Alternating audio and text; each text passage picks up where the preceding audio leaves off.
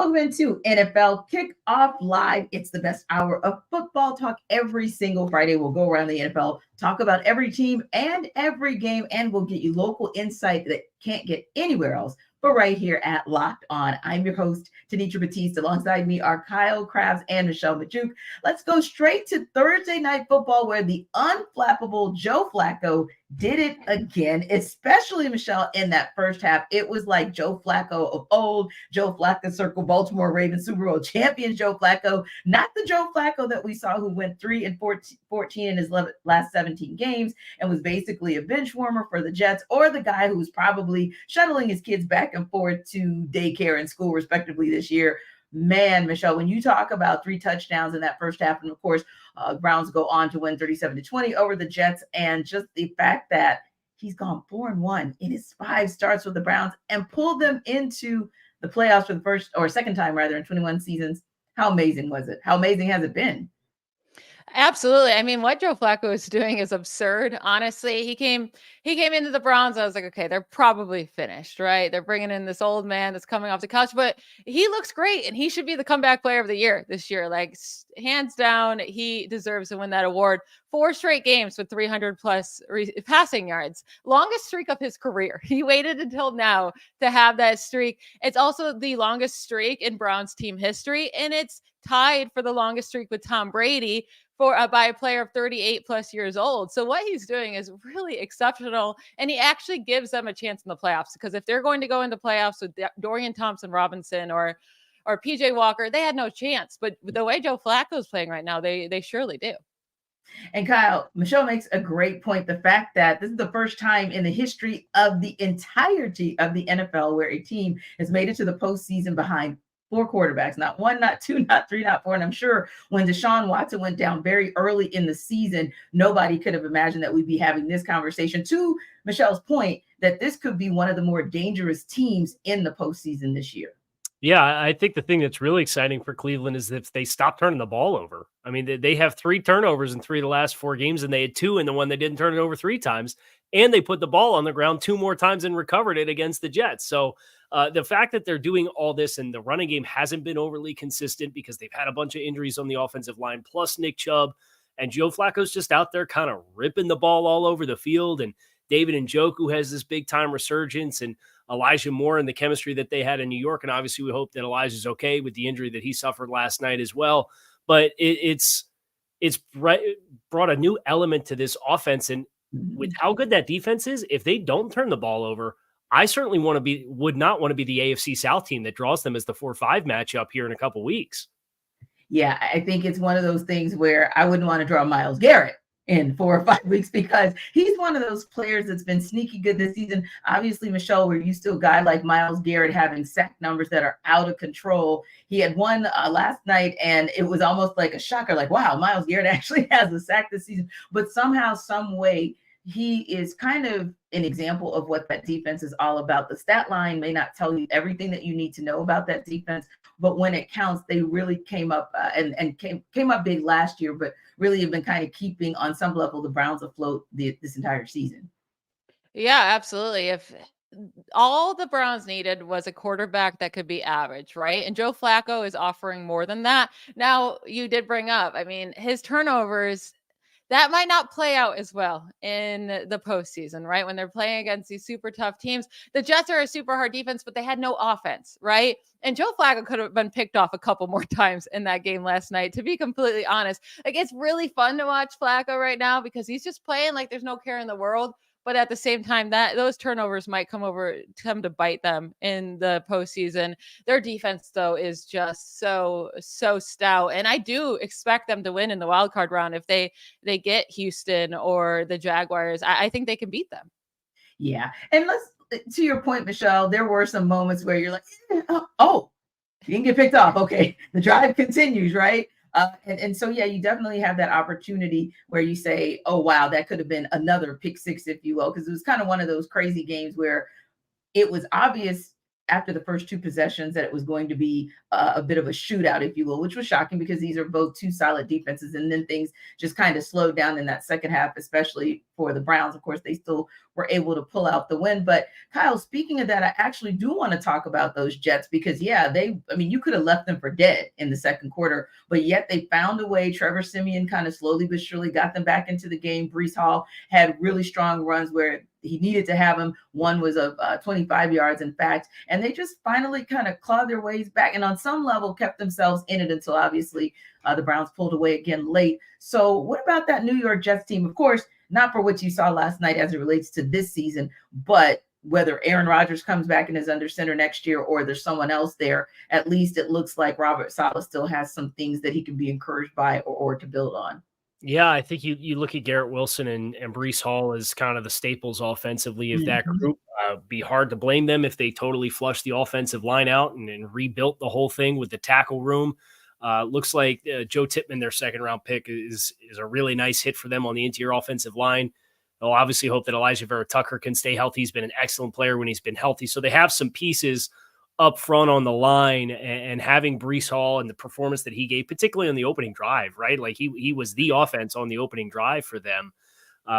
It gives you something to work with. But I think the thing that I would be just a little leery about if I was a New York Jets fan is they're going to sit here and run this whole thing back. And if they're just going to ask Aaron Rodgers to fix all of the issues, undisciplined play, sloppy, easily avoidable mistakes, the defense, for all of the love and the fanfare that the defense has gotten and got coming into this season, they've given up 30 plus points in like half of their last 6-7 games. It's just not Aaron Rodgers returning fixes all your problems.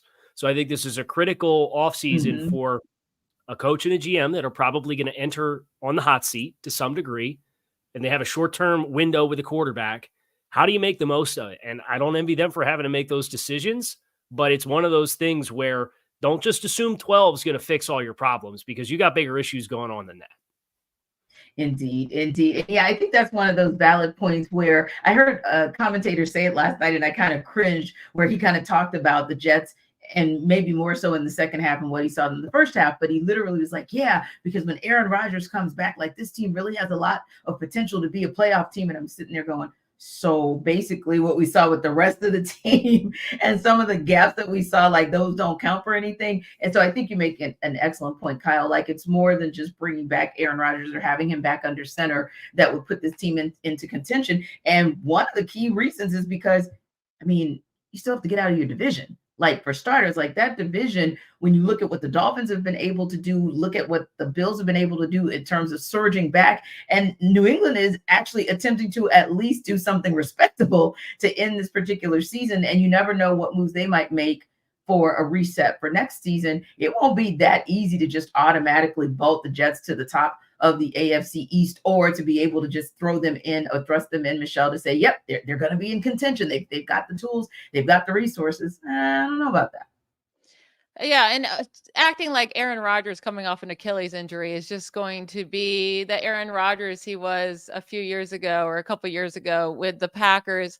We saw him struggle without Devontae Adams. Maybe they trade for Devontae Adams. They might be looking, the Raiders might be looking to trade him away. That would be a great duo, but they 100% need to fix that offensive line or he's going to get injured again. And you're going to be in the same exact boat where you don't have a quarterback. What they really need to make sure, though, is to have a solid backup quarterback. They need to stop going into this with no depth at quarterback and just relying on these nobodies. Like Joe Flacco was sitting out there for how long? And they were like, no, we'll just stick with Trevor Siemian and Boyle. Like, come on. Yeah, they need to have Aaron Rodgers and also a solid backup behind them next year to have any faith that this team will actually compete. Yeah, I think, Kyle, you'd say that the Browns probably could have more of a conversation about what things are going to look like next year, even better for them, because hopefully Deshaun Watson comes back and becomes the Deshaun Watson of old. And who knows, maybe Joe Flacco comes back to be a solid backup yet again. And speaking of backups, it's like, are we really having this conversation where literally there have been like 59 different QBs under center and Joe Flacco is the one we're talking about the most? Like, who would have thought 4 weeks ago when we started seeing this rash of injuries with starting QBs and starting to see backups going into, the second on the depth chart, the third on the depth chart, in his case, the fourth on the depth chart. Who would have thought we would have been having that conversation? But this has been that quirky, crazy year, maybe with the exception of your Miami Dolphins, where we have seen backups have to really not just come in a little pinch here and there, but actually be responsible for helping their teams to win, or in this case, advance. Tanitra, we got 2 weeks left in the regular season. I'm gonna knock on wood for you there, talking about Tua and the Dolphins quarterback. I know, right? But somebody had to step up and take the mantle from Josh Dobbs, because Josh Dobbs was the out of left field third string quarterback's sensation. And then he gets traded to Minnesota and things are good to start. And the longer it goes, the more it regresses, to the point where Minnesota is now going back to Jaren Hall, a mid-round rookie with 2 games left to play and kind of their playoff eligibility on the line. So it's fun to see. And I think Joe Flacco's experience certainly helps him, where he gets installed into Kevin Stefanski's offense. And he has Amari Cooper. Not that he had Amari Cooper last night, but he did have pre-existing chemistry with Elijah Moore. And then David Njoku, kind of this criminally underutilized weapon, and Cleveland's paid him well. And seeing him kind of get the opportunity to be one of the feature guys in the offense without Nick Chubb, and how much that running game is the identity. It's kind of just this perfect storm. And I don't know that Joe would do this everywhere, but he's doing it here. And it's really fun to see. And I thought he kind of worded it best himself when he was asked after the game about when he kind of takes a step back and reflects on the situation. He said, man, I'm trying not to take a step back. I just want to stay in this moment and enjoy this while it lasts. And when it's over, then we'll take a step back and reflect on just how crazy this experience has been. Yeah, crazy indeed. And the Browns on a 4-game winning streak, which he's been the critical part of that, even to your point, Michelle, when he's been there with his turnovers, but somehow he just shakes it off. I like to call it selective amnesia, where you don't really remember what happened that last time. You're just going to go out and be the best you can be. But I heard something else that I thought was interesting. And I was thinking about this too, like, when you are on a 4-game winning streak and a lot of other things are clicking for you, and you look at those teams that are right above them in the AFC, playoff picture, and you got the Chiefs and the Jaguars, both of whom are swooning, the Browns might just be the team that, of all of those teams kind of below the 1-2, of course, with the Ravens and the Dolphins, that might be the other team you just don't want to see this postseason.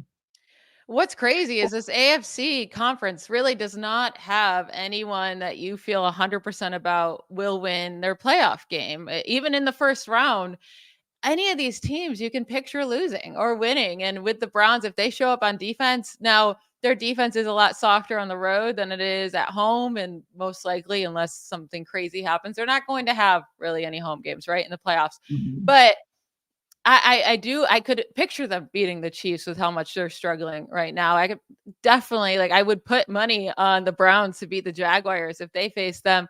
I think their hardest competition would probably be the Ravens. And because Tua and the Dolphins offense can be inconsistent as well. I mean, I really don't feel strongly about any of these AFC teams. Maybe the Bills, right? If they actually get into these playoffs, that might be the team that I feel the best about going forward. So, Michelle, even after you saw what the Ravens did to the 49ers, you're saying, maybe they look, and we know we'll talk a little bit about Sell Me Why a little bit later. And we know that you always kind of help us through that, looking at the nuances with different teams and also the nuances on who can or will win. But yeah, I think that's a great point that you make, because I am still hearing that chatter about the AFC and we saw what the Ravens did to the 49ers, but so why is that but, and just going off the beaten path a little bit there, but why is that but still there for the Ravens?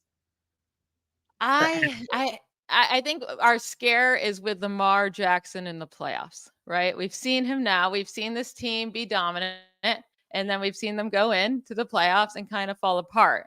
I think that's our biggest worry. Maybe that's not fair to put on Lamar. And they've been nothing but dominant over the last 5 games, especially.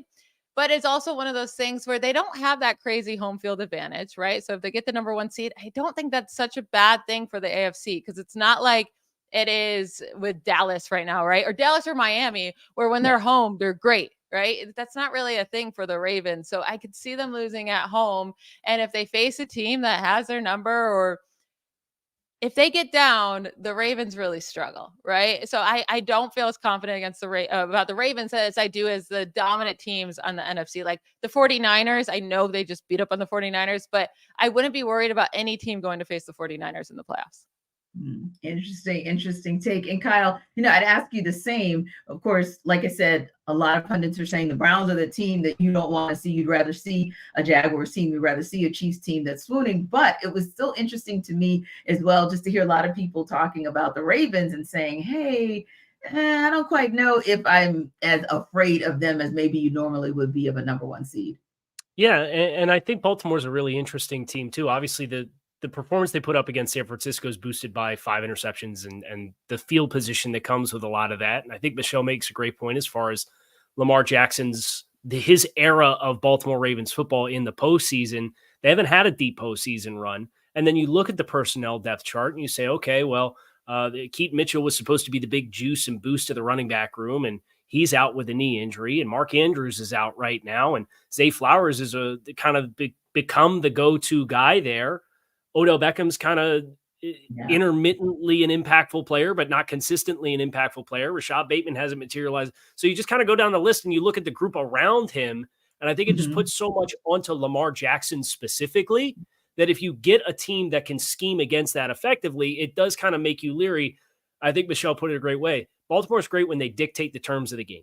And they're able to do that really, really well because they're a well-coached football team and they have elite talent on the defensive side of the ball and one of the most dynamic quarterbacks in the game. But if the game script breaks a different way, how much do you trust them to chase a game? And, they don't have that on their resume throughout the entirety of Lamar's starting history. Really, it's not too many instances of that happening. So I think that's why you look at Baltimore and you hear so many people that do say, yeah, but we just want to be a little bit more cautious before we buy all the way in. Understood. And we're going to talk a little bit more about those Ravens who have another big showdown this weekend with the Dolphins. We'll talk about it later in the show. Also, it's almost time for us to talk about another big game, our game of the week between the Cowboys and Lions. But before we get into that, you might want to tap into what Kyle has to say about LinkedIn.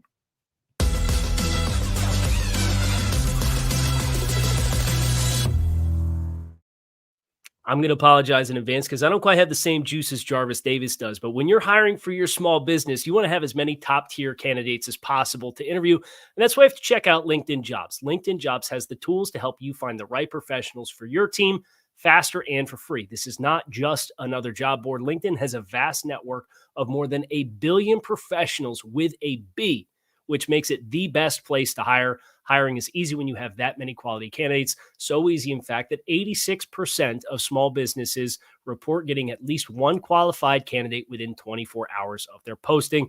LinkedIn knows that small businesses are wearing so many hats that it might not have the time or resources that they ideally have for the hiring process. Thankfully, with LinkedIn, their process is intuitive, quick, and easy. They even launched a feature that helps you write job descriptions, making the process for you even easier and quicker. Post your job for free at linkedin.com/lockedonnfl. That's linkedin.com/lockedonnfl to post your job for free. Terms and conditions do apply.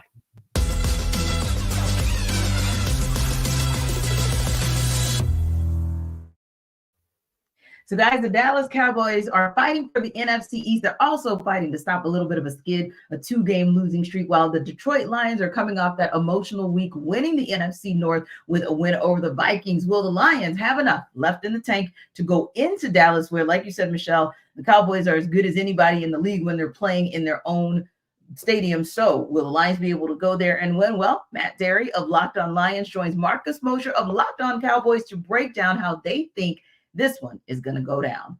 I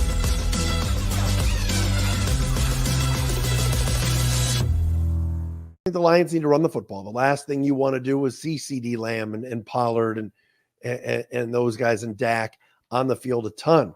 Lions run the ball, getting 4 or 5 yard chunks with Montgomery and Jahmyr Gibbs, running that clock a little bit. Second and shorts with the play action game that Ben Johnson, the Lions offensive coordinator, loves to utilize. Then that keeps Dallas off the field. So I think running the football is going to be very, very key in winning this game for the Lions. Just not making a lot of mistakes. And again, no letdown. I mean, Marcus, like I said before, this team was celebrating in a big way was a t-shirt and hat game last Sunday in Minnesota, winning the division. Can they muster up that kind of excitement, that kind of energy for this game Saturday night? Shouldn't be too difficult. Like you said, Jimmy Johnson Day in Dallas. You're playing at Jerry World. It's in prime time. But again, they're off of a humongous emotional high in winning the division for the first time in 30 years. Will they have the same kind of energy? I don't know. For the Cowboys, it's just don't beat yourself in this game. The Lions are a really good team, and they're going to have some amazing plays. They've got a lot of talent. You can't afford to make critical mental errors. And last week against Miami, they were all over the place, whether it was Hunter Lipke and Dak Prescott, missing on the exchange down at the goal line. They had multiple pre-snap penalties. They were late getting play calls in. On the final defensive drive of the game, you're trying to hold the Dolphins to not get the game-winning field goal. On the very first play, they get a 15-yard face mask penalty that just jump-starts that drive. Play a somewhat clean game, and I think eventually the Cowboys' talent at home will take over. But if they're consistently putting themselves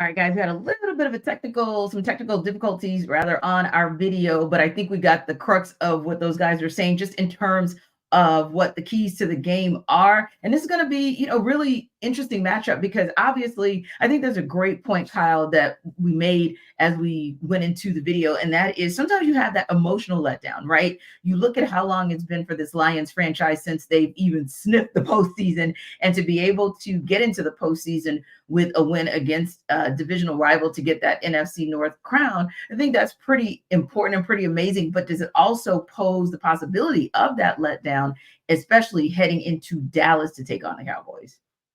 Yeah, I think if you measure up this time of year and the desperation element, the human element of the game, is so easily overlooked. And for Dallas, you beat Philadelphia at home, and then you've dropped consecutive road games. And as Marcus said, you shot yourselves in the foot. They're the second most penalized team in football from a number of penalties perspective, and they're the third most penalized team in yardage. So a lot of self-inflicted wounds. Some of that comes from being on the road. Okay, that's understandable. You're now at home. You're 10-5. You got to get yourself pulled back together here. And I think that part of this for Dallas, the urgency that they should come into this game with as compared to a Detroit team that hasn't been in this position. They haven't won a division championship in 30 years. There's a lot of young players on this team with the rebuild that Brad Holmes and Dan Campbell have been a part of. So I do think if you were to look at this game from a sense of urgency and the human element perspective of it, that compounded with the home field advantage, I think is something that I fully expect Dallas to come out with their hair on fire and play a really intense game because they need it after the last couple of weeks. Yeah, and as they should, because right now you've got Philadelphia at 11-4, you've got Dallas at 10-5, but you've got the Eagles still in that space to be able to have the strength of victory tiebreaker over the Lions, which keeps them in that 2 spot should they win the next couple games. But you have Dallas still in contention to possibly win the NFC East, and it certainly makes for an easier pathway for them, right? But ultimately speaking, they've got, before they even get that far, Michelle, before they try to look, 2 games down, if you will, they've got to take care of business against the Lions this Sunday. And a part of it is, like everyone's been saying, the definition of take care of your business is take care of the ball, play a clean game at home, and let's see what happens after that. Yeah, and I think they will. I don't know for whatever reason why the Cowboys can only play so well at home, but it seems to be the case, right? They've won 6 of their 7 home games by 20 plus points. They won all of them by 6 plus points. The only one that was even close was that Seahawks Cowboys game. But also the Lions have had like a relatively pretty easy schedule, right? They haven't played a team that currently has a winning record since week 7. And in that week 7 game, they went to Baltimore and got their booties kicked, right? They lost 38-6. It wasn't even like the same two talented, you couldn't even compare the talent teams. They just got absolutely destroyed. I don't think they get absolutely destroyed in this game, talking about the Lions, but I do think that the Cowboys put up a ton of points and a ton of yards. So that means that Jared Goff and company are going to have to put up a ton of yards, a ton of points too, to stay with them.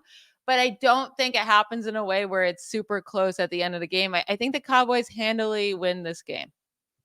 Okay. What about you, Kyle? Because the point that Michelle is making is somewhat of a point that you could make about the Lions as well. Like when they go at it, like against, and of course it's Denver, so I'm going to make that caveat. And it's the Saints, so I'm going to make that caveat as well. But when you're looking at those games outside of the Bears game, which they lost, you look at 42 points they put up on Denver, a solid 30 on the Vikings, not bad, 33 against the Saints, and those obviously in those last 4 weeks. And then you go back to them right after the bye week.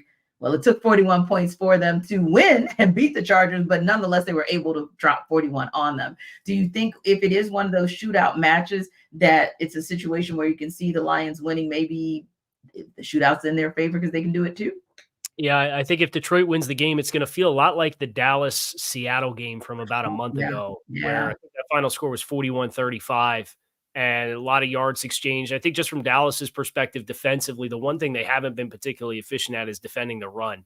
And you think about the offensive line that Detroit brings to the table and that rushing attack. They got a lot of different ways that they can come at you. They can come at you with speed. They can come at you with power. They can run inside. They can run outside. So I think if they're able to get Dallas off balance, the linebackers for Dallas is a really tough looking position group right now. They've had a ton of injuries in that spot. If Detroit's going to win the game, I think that's where they get it really going and they keep Dallas on their heels. So I think if Dallas can force a mistake or a turnover or a punt early and double dip and get 2 scores on the board quickly, I think that really bodes well for them kind of playing a suffocating type of game if they force Detroit out of what they ideally would like to play from their script perspective. But I kind of see the game similarly to Michelle. But if Detroit wins, I think there's a lot of points, and I think it comes courtesy of Detroit's run game. Indeed. And if by chance, and I'm saying if, but it almost seems like sort of a foregone conclusion that we have the expectation that the Cowboys will win, that'll, of course, keep them in contention for possibly winning the NFC East. Now, they end up with the Vikings, and I think that's kind of I don't think that's the hardest game in the world. We'll just be nice and say it that way. But ultimately speaking, it seems like they definitely have an opportunity there. But I think that Philadelphia, while they're not in a perfect position, and they certainly did not play themselves in a perfect position in their last game out, but they did at least stop the skid, which is good. Kind of where do you see this landing and looking for maybe a couple games with the Cowboys? Should they win this one? Do they win against the Vikings? Are they your favorite to get the NFC East, or do you still give that to the Eagles?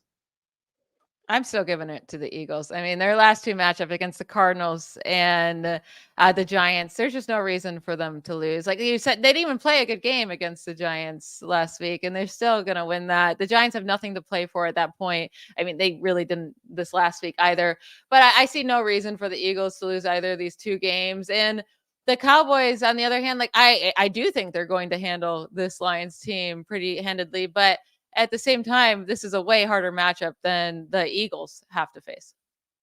Yeah. And when I look at it as well, I think to myself, sometimes it's that motivation to, you don't always want to like back your way into the playoffs, or you don't want to back your way into that division title. I think, especially when you heard some of the comments, some were like, maybe you should have kept those to yourself, Michael Parsons. But sometimes those comments where it's just because of a frustration and a pride, Kyle, that the Cowboys have, where they don't want to have to rely completely on what other teams do to ensure, obviously, that they're going to get in the postseason, but maybe get the higher of the wild card seats, or to just outright win the division. I think also this is a pride game for them, and they want to show that, hey, we went on a little skid, but the team that you saw before that is actually who we are.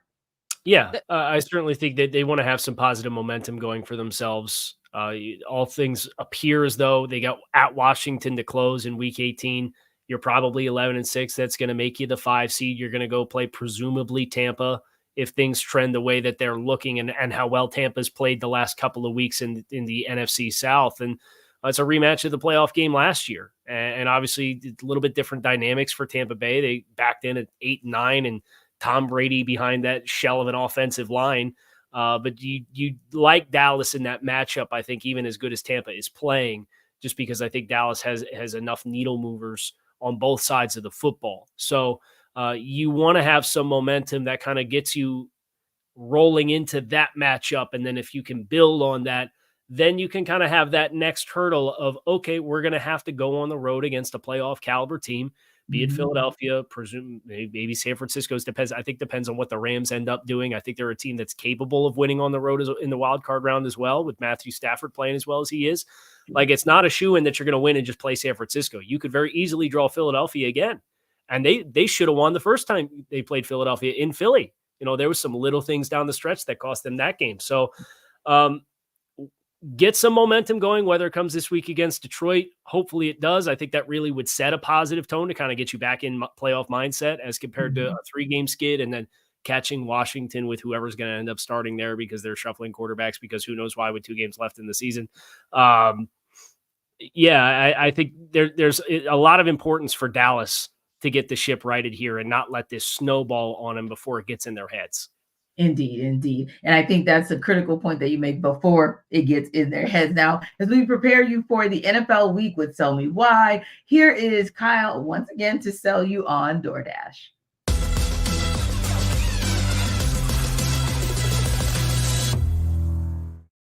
If there's one thing that I absolutely hate, it is watching the game on an empty stomach. And the good news is that DoorDash has you covered. So if the game just went to timeout, it's time for you to order your favorite DoorDash. If it's halftime, it's ordering time. They have all of your favorite retail and local restaurants, whether you're going to the stadium and prepping for your tailgate or you're making sure you have your good luck halftime meal.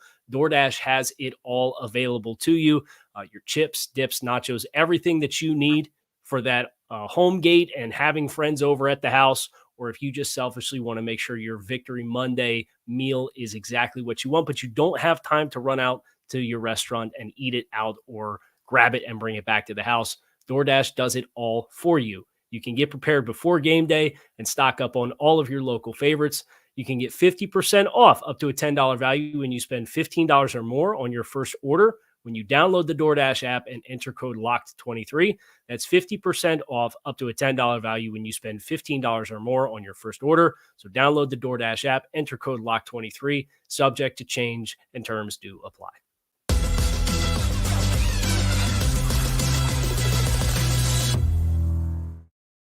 Well, guys, now it is time to talk about the best of the worst division in the NFL. That's talking about the New Orleans Saints. They're heading to Tampa Bay to try and shake up that NFC South playoff race. And here's Ross Jackson of Locked On Saints to tell you why the Saints can cover as 2.5-point underdogs.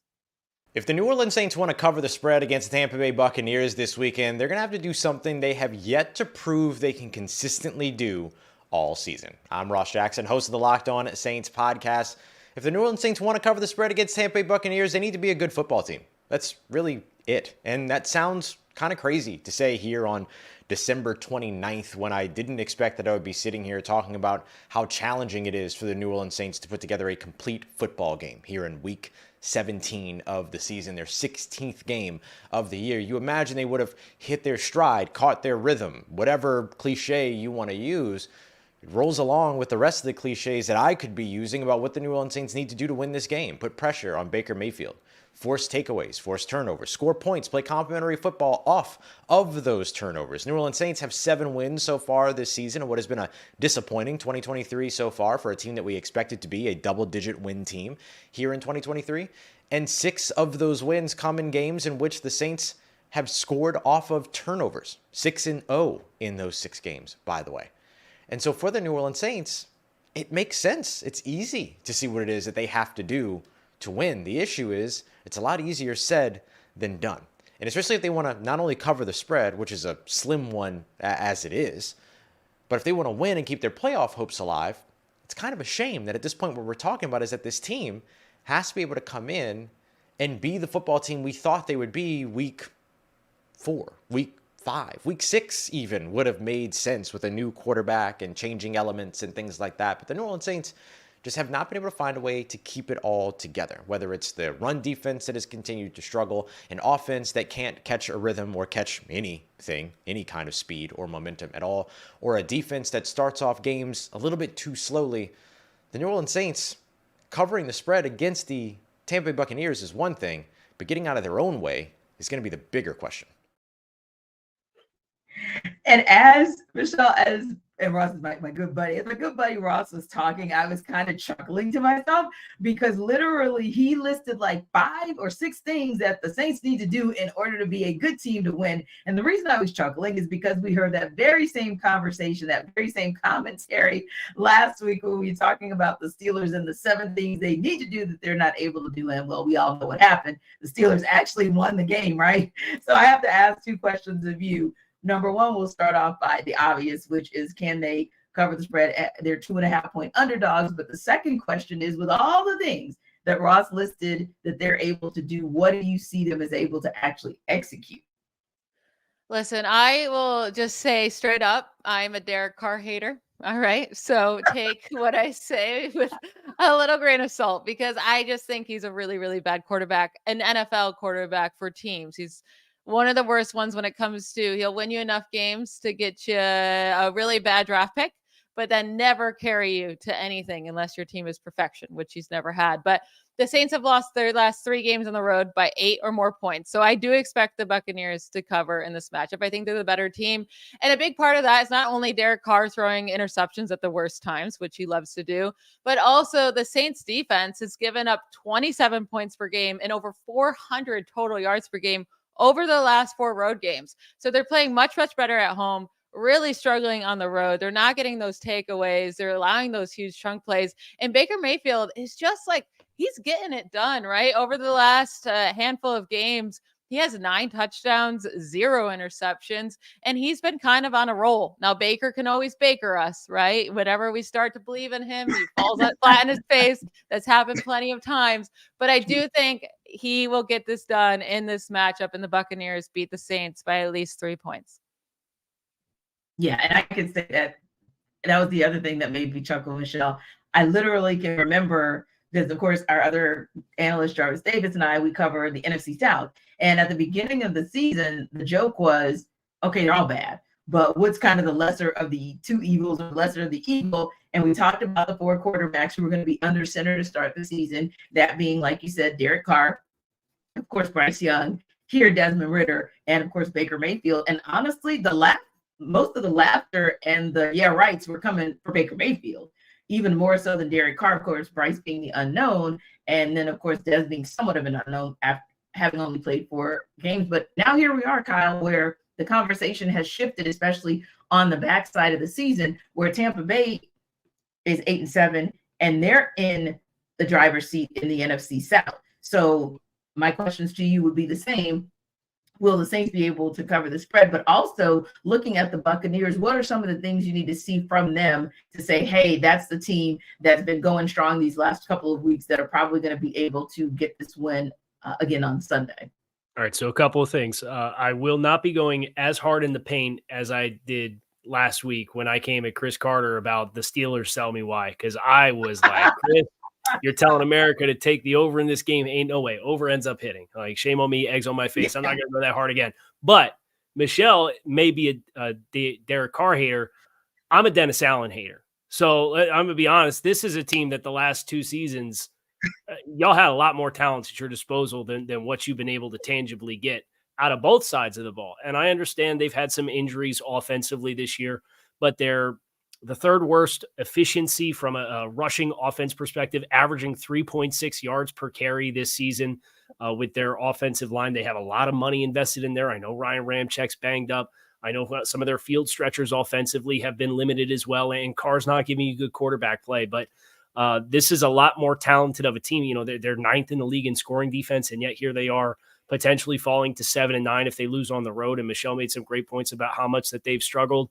And you're going into Tampa Bay and you add the lens of what Tampa has done defensively the last 2 weeks, where 96 rushing yards conceded to Atlanta, 60 rushing yards conceded to Green Bay, and then 37 rushing yards conceded to Jacksonville the last 3 weeks. They're playing really good run defense. And if it's going to happen for New Orleans, it has to happen because they're more balanced offensively, Michelle. So that I think that's one of my biggest worries for this game too, is it's just the ways in which New Orleans has to win.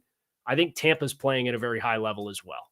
I can see there being a path for the Saints, right? I think the one path is that Derek Carr plays. He has those randomly good games, right, where he's on fire. Yeah. And I do think this could be a game he could do it, right? The Buccaneers defense are allowing the most passing yards per game in the NFL this season. They have a weak secondary, but also they're especially weak and deep passes, right? Deep pass attempts. And he has the weapons. Chris Olave can get there deep, and he's been utilizing him more lately. Thank goodness. Carr has been actually looking at his best wide receiver more consistently. You have Rashid Shaheed, who actually ranks 3rd in the NFL in deep receiving yards. So that's 20 plus air yards, right? He's only behind Tyreek Hill and Amari Cooper.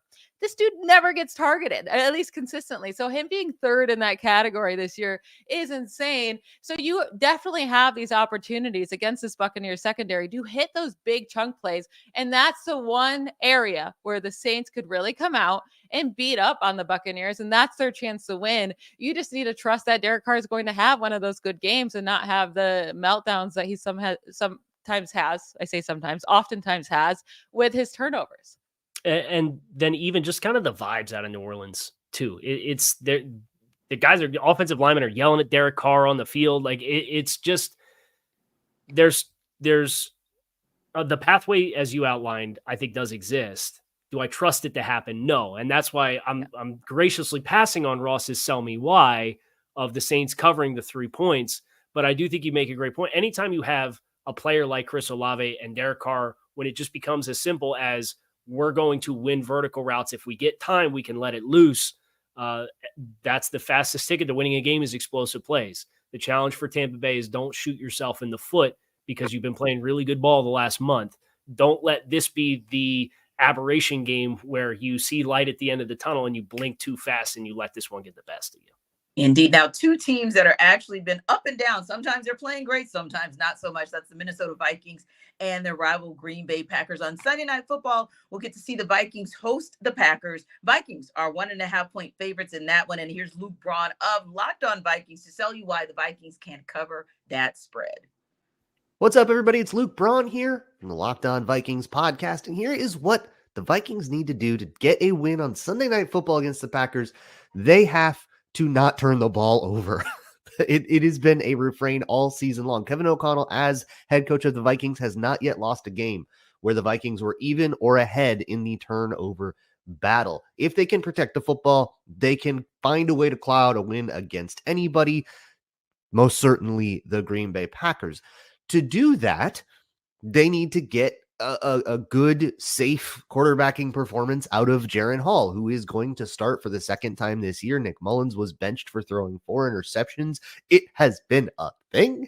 And they also need to find a way to get Justin Jefferson going and not completely, turtle into a shell of an offense that's nothing, right? Justin Jefferson is the only major weapon left on the Vikings. TJ Hawkinson is out.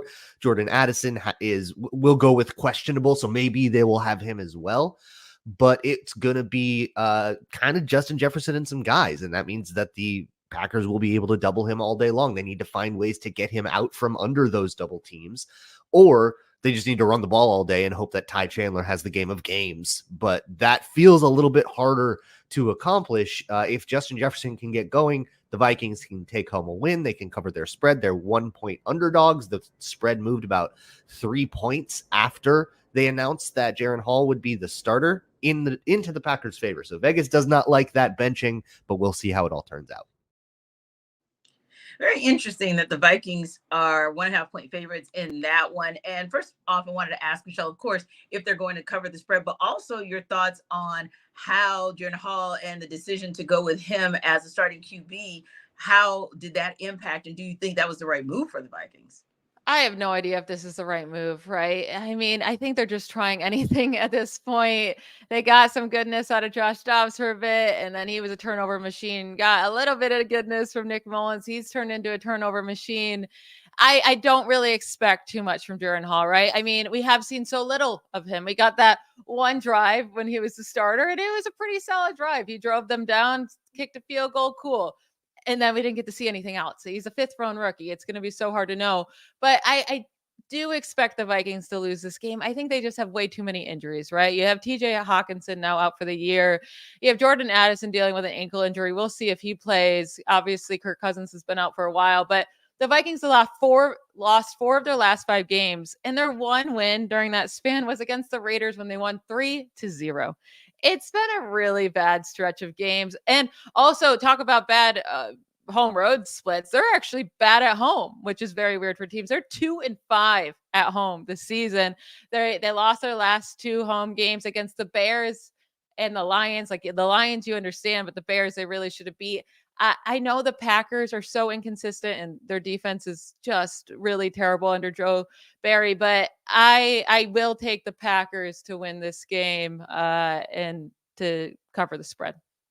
Yeah, and that's probably where my thought was as well, Kyle. Like the Packers to me are the team where they're up and down, but you still have some good weapons that you've utilized in a good way at times. And you still have Jordan Love, and I probably lean in the direction of him being able to get it done maybe a little bit more than I lean in the direction of Hall, but who knows? But what are your thoughts just in terms of this maybe being a bounce back game for the Packers, or is it more of a bounce back game for the Vikings? I think it's a bounce back game for the Packers. We'll see what of their pass catchers are available too. Jaden Reed didn't dress last week. Seems like they got half of these 1st and 2nd year wide receivers are down on a weekly basis between him and Wicks and Watson and Dobbs. And it's just kind of this revolving door. And then you add in the injuries at the running back position that they've had this season as well. Just no continuity. So you admire what you have seen from Jordan Love this season in spite of all of that. And I think it gives you great enthusiasm. The challenge for Green Bay is like, I was ready to buy in on Green Bay about a month ago, and it's just kind of been a disastrous stretch for them, and losing to the Giants and the Bucks in back-to-back weeks. And that Bucks loss came by 2 touchdowns at home. You had the Joe Barry blow up in the 2-minute defense situation against the Giants in New York, and after beating the Chiefs. So it's not a team that I trust a ton. They nearly blew the Panthers game last week.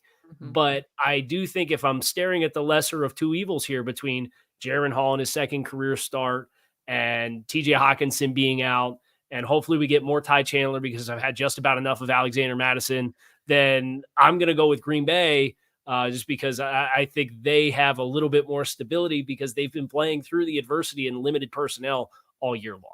Indeed. Now, speaking of adversity and just the up and down and kind of a head scratcher would be the Chiefs, who are going to face off against the Bengals this Sunday. It's a battle of 2 AFC teams. And honestly, these aren't teams that we thought at the beginning of the season would be where they are, but they're here. So the Bengals are actually 6.5-point underdogs in that game. And here's James Rapide to tell you why the Bengals can actually cover that spread.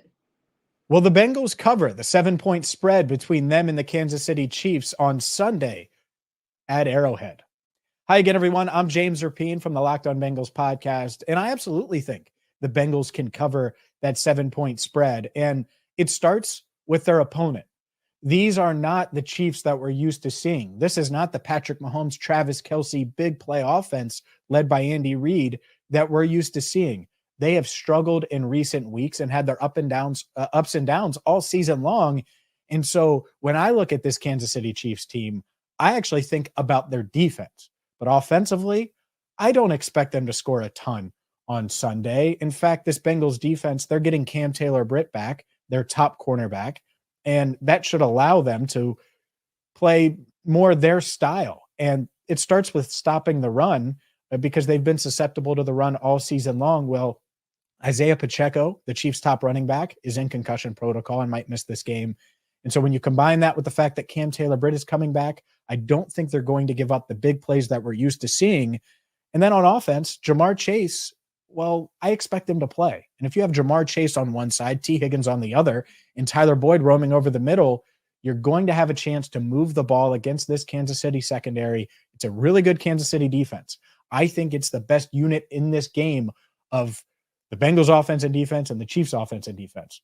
But they are beatable, and they're certainly susceptible to the pass when you have guys like Jamar Chase and T. Higgins. And so the question is, can Jake Browning rebound after throwing 3 interceptions last week? I think he will. He rebounded after losing to the Steelers on November 26th with a huge Monday night performance against the Jaguars. I'm not saying he's going to put up those numbers, but I do think he will take care of the football, and the Bengals will keep it close in Kansas City. For more on the Bengals, make sure you check out the Locked On Bengals podcast. So, Kyle, do the Bengals cover? James got one thing right. This Chiefs pass defense is probably the best unit out of the group. Obviously, L'Jarius Sneed and his injury really hurts, but man, you think this Chiefs defense has 4 games this season where they've given up less than 100 team passing yards to opposing teams. And we just watched Jake Browning turn back into a pumpkin last week. So is this Jamar Chase is the one-all that's going to fix Jake Browning's struggles this past week? I don't know. But I think you look at Kansas City and them being at home in this game. I think you look at Kansas City and them in the same light that we talked about Dallas, where you have to start stacking together positive performances. You had a really good defensive performance against the Raiders. Your offense gave up 2 defensive touchdowns in 7 seconds, and you lost by 6. We got to find ways and manufacture more ways to get your best players touching the ball offensively for Kansas City. I think that starts happening this week. The Bengals do have 2 really good linebackers in coverage between Jermaine Patton and Logan Wilson. But I'd like to think with the secondary for Cincinnati amidst kind of their personnel changes this past offseason being a little bit shaky, this feels like a get-right opportunity for Kansas City, especially if Pacheco's able to go. They can be a little bit more balanced, and Kadarius Toney's out, so we don't have to worry about throwing him the ball and making some critical errors as well. So I like Kansas City at home. 6.5 is a big number, but I would probably go Kansas City just because of it's under a touchdown. Yeah, Michelle, I have to say that 6.5 kind of made me raise an eyebrow as well. But do you think the Bengals will be able to cover the spread? I don't think they're going to win, but I think they'll cover the spread. So it was a terrible game last week against the Steelers for sure, but they've covered the spread 6.5 points in each of their first 4 games with Jake Browning as starter. So I am worried about the Chiefs defense. You brought up great points there. They've been absolutely dominant. The one thing the Chiefs need to do is stop dropping the ball, right? You bring up Kadarius Toney. Justin Watson leads the league with 6 drops. Like, maybe stop passing to Justin Watson. Just throw to Rashee Rice, Clyde Edwards-Helaire, and more importantly, Travis Kelce. Just get those 3 guys involved. Stop with the craziness with Toney and Watson. All right, just go to the guy that brought you there if that guy can only get his head in the game. Now, it's almost time to talk Dolphins at Ravens, which means it's almost time to check out FanDuel.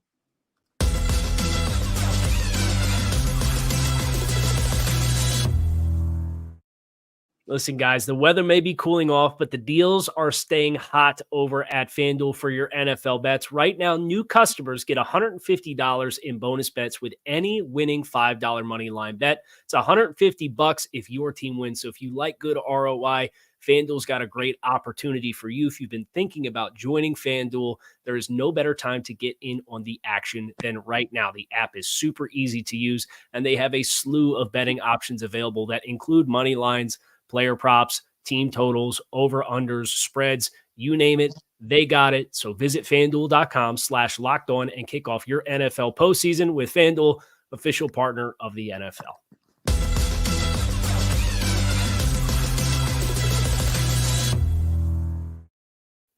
All right, guys, it's kind of the moment we've all been waiting for. I just kind of love to talk Dolphins when Kyle's in the building because, hey, he gives us nuggets about the team, which is still continuing to trend up and all the things that make the Dolphins really good, kind of bordering on great at times. Now, this week, of course, they have a formidable opponent in the Baltimore Ravens. And in fact, Kyle, what may make that challenging, although like we said earlier, playing in Baltimore isn't exactly the most threatening thing that a team can do. Like, it's not the scariest place, but certainly they've got a little bit of a home field advantage there, if you will. And that's where the Dolphins will find themselves in a critical AFC matchup this week. And now, Kyle, the Dolphins are 3.5 point underdogs. You agree with that?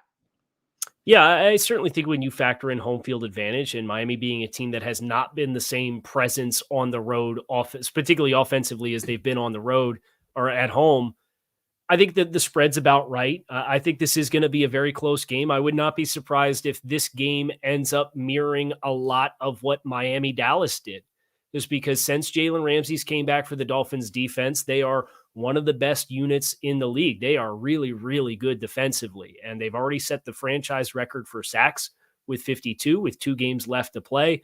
They have 2 guys on the interior, and Zach Sealer and Christian Wilkins, with 8+ sacks this season. Bradley Chubb has been the player that they acquired at the trade deadline. You have Howard and Ramsey on the perimeter. It looks like they're going to get Javon Holland back at safety this week, which is a major boost to the secondary as well. So I think they're going to make the Ravens have to be methodical offensively. The Dolphins, one of the best teams against the run all season long after that week 1 performance against the Chargers. So I think the team that hits 24 points will win the football game. Do you trust that to be Baltimore at home? Do you trust Miami to do it when they have not done it and they will not have Jalen Waddle this week?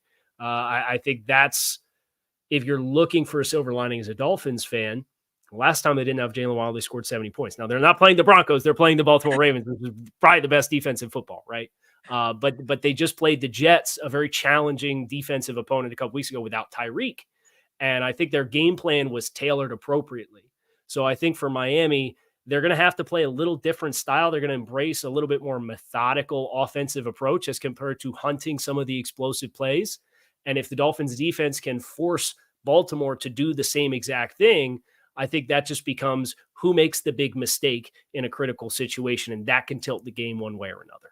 Yeah, and like you said, it's not the Broncos, so it won't be a 70-piece, but 24 is doable. A third of that 70-piece is not actually something that is out of the realm of consideration. But Michelle, where do you kind of stand on this one? Because, like Kyle said, the Ravens are kind of an interesting team in that they can score on you, but like what you're seeing from the Dolphins, especially on defense, it's just, they're playing lights out. They're just playing really solid football all around, but especially on that end. So the Dolphins are 3.5-point underdogs. What are your thoughts on that particular game and how it's going to play out, particularly with them as the underdogs? I think the Ravens take control here and they win by more than 4 points. The Dolphins on the road, I know they won each of the last 2 road games by over 20 points, but that's against the Commanders and the Jets, right? It's a little bit different than, the 3 road games prior were Bills, Eagles, Chiefs. They lost each of those games by more than a touchdown, got destroyed by the Bills. I know their defense is playing much better than at that period of time, but you brought up like pressures, right? How good the Dolphins defense is playing, but the Ravens, they lead the NFL with quarterback pressures this year. So they're doing really great on that side. And that can really mess with this Miami Dolphins offense. So this year, the Dolphins are 10-1 when Tua faces a quarterback pressure percent under 30%, but 1-3 when he faces a quarterback pressure percent over 30%. And I do think the Ravens are going to be able to get to him. Now, a big key here, Kyle Hamilton needs to be healthy. I do think that's huge for the Ravens offense. If he were to not be healthy enough to play, he did return to practice yesterday. I didn't see his status today. But if he plays, I feel really good about the Ravens defense controlling the Dolphins, especially without Jalen Waddle there. Tyreek Hill's going to get his, of course. He always will. But I feel confident the Ravens will cover in this matchup. And Kyle, with a shorter week to kind of prepare and rest up for the Ravens, coupled with the fact that you could kind of call it an emotional win because they went out to Santa Clara and put that whip on the 49ers. Is this kind of, and I use the term loosely to say letdown, but do those things factor in the way that they beat the 49ers and the fact that they have a shorter week to prepare? Well, I certainly think you're mindful of Monday Night Football West Coast trip from a game week preparation standpoint. To Michelle's point, Kyle Hamilton did not practice today, and neither did Brandon Stevens, one of their other corners. So, and Stevens was not on the injury report on Wednesday and had an ankle injury that apparently turned up on practice on Wednesday. So you got Stevens at corner and Kyle Hamilton both did not practice today. So if you're looking for an offset for maybe helping Miami, and I think Kyle Hamilton's absence not only helps the Dolphins passing offense, I think it helps their rushing offense because they love so much to get out on the perimeter with their run game. but you can't block Kyle Hamilton with skill players, right? Like he's so long, he's so freakishly explosive and instinctive. I think that single dynamic, if Hamilton can't go, I think helps Miami be a little bit more balanced offensively, and that in turn can maybe help the Dolphins to stem this pass rush for Baltimore that's had Matt Week inside with double-digit sacks this season, and Clowney's playing the best football that he's played in probably 5 years. They got a lot of really impressive performers on that defense, and they like to kind of sit on you in the back seven and really get after you in the front. So it'll be really interesting to see how that storyline continues to unfold. Interesting indeed. So just like, on Monday, it was Ravens-Niners, one of the most watched games of NFL Monday night history. I think this is going to be another one of those kind of must-see games, if you will. But we got a ton of them here in Week 17. So we appreciate you guys stopping by to hear us talking about all of these great matchups as it goes down to the wire for who makes it to the postseason on both sides, the AFC and the NFC. We also here at NFL Kickoff Live appreciate you guys for rocking with us from day one here in 2023. We wish you guys a happy new year. That's going to be a prosperous and safe weekend for you. And we'll see you on the other side.